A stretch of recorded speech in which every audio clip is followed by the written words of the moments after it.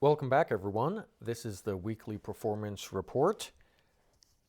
So I just realized that I have not published an article other than the weekly performance report in a month now.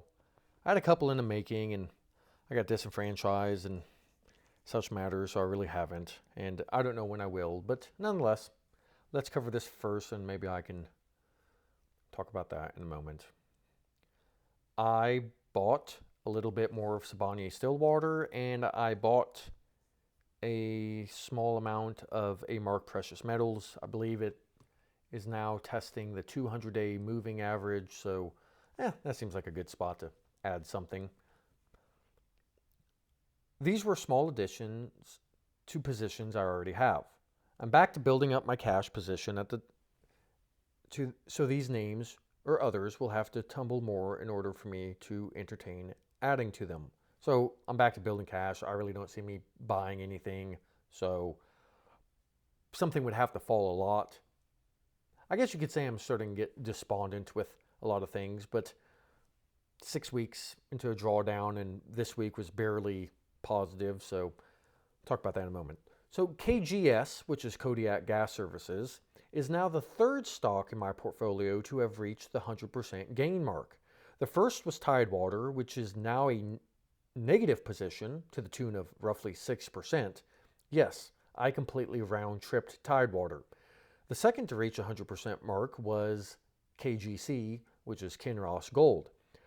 I've never been a guy who takes half the trade-off at 100% to make it a so-called free trade, but it only takes a few times of giving up gains to make the 100% mark a point of concern rather than a point of pride, which is how I started this. Like, oh yeah, I'm up 100%. I got the call right. Well, first of all, I'm terrible at selling. I'm much better at buying, but that's only a portion of the trade. So, as I revealed with Tidewater, I round-tripped a 100% gain. I ended the week up 0.15%. So yes, technically positive. This has broken my 6-week losing streak. I hope this is a start of a positive inflection. However, as we all know, hope isn't a strategy. So here's my portfolio. An interesting thing that's happened in my portfolio is I bought Rubicon and I bought Decibel at about the same time. So Rubicon is ticker symbol ROMJF. It's the last one there. And then Decibel is the DBCCF, which is the third from the last. And those, especially Decibel. So I initially, I believe, was up a few percent on Rubicon. And then Decibel, at the same time, pretty much dropped, I think it was 50% on me, 40%, something like that. And then I was like, well, ain't that something? And then last week, not this week, but last week, Decibel was actually, I think, up positive 5%, while Rubicon was down 25%. Just incredible volatility. And ultimately, I'm negative on them at the moment, so is what it is. But that kind of, it's just beautiful kind of volatility. Like maybe a person would be better selling kind of option strategy on these names than actually owning them. But that's also a despondent, result-oriented, short-term perspective. And by me even uttering something like that and then recognizing it, but the fact that I would even utter something like that tells me that psychologically I might not be in the best place. And I would like to say I'm unfazed or unchanged, but to know that I think in April or May I was up 23 or 24% while the S&P was up 14%, to now being up, I don't know, up 12% while the S&P is up 16% is frustrating. To have something and then lose it, in this case a gain, and a substantial gain, 10 points, it's just frustrating. And I don't know what to make of it. And I suspect that's contaminated my desire or will. I really just stepped away from the screens and the names and the investing. And all day long today I was out and about with people doing stuff and didn't even give the markets any thought. And I normally step away. It's actually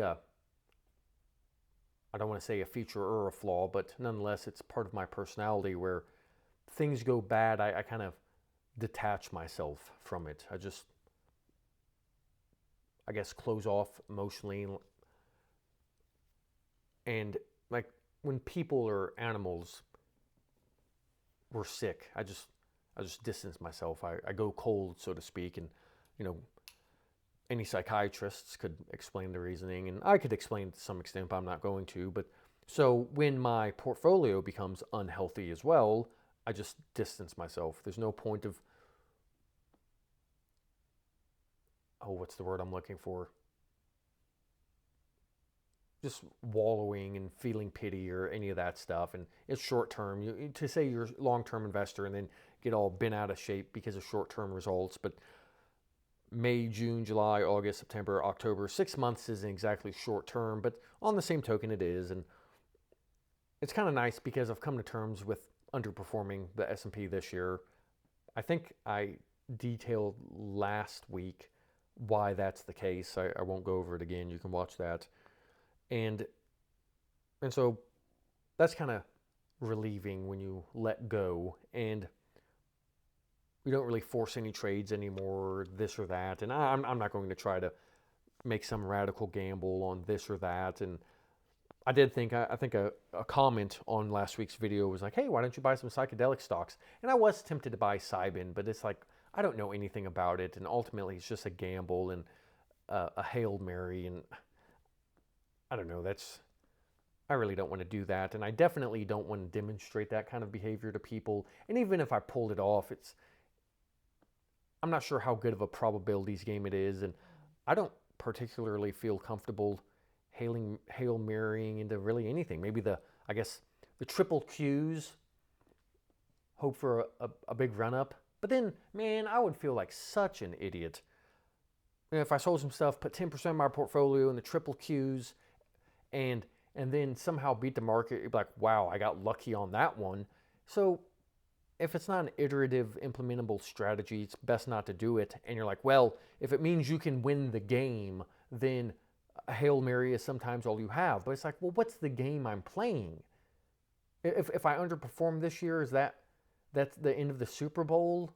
Or what is the Super Bowl? Well, I would say the Super Bowl is when it's all said and done in 40 years, my cumulative collected return. You know, if I'm a Buffett, I mean, it could be 20 years. I mean, if I hit it rich, it could be 10 years, or it could be 40 years, or it could be, I could pull a Buffett and do more than that. And so, I don't know. It doesn't seem right. I could understand why someone would do it. And seemingly, I do well enough with timing bottoms and then putting in short-term trades, but I don't know. I don't want to. So I'm not going to. And that's really the tangent I have here for this week. I have a lot to say, but on the same token, I really don't have anything to say. So with that said, I'll leave it there and thank you for watching until next time.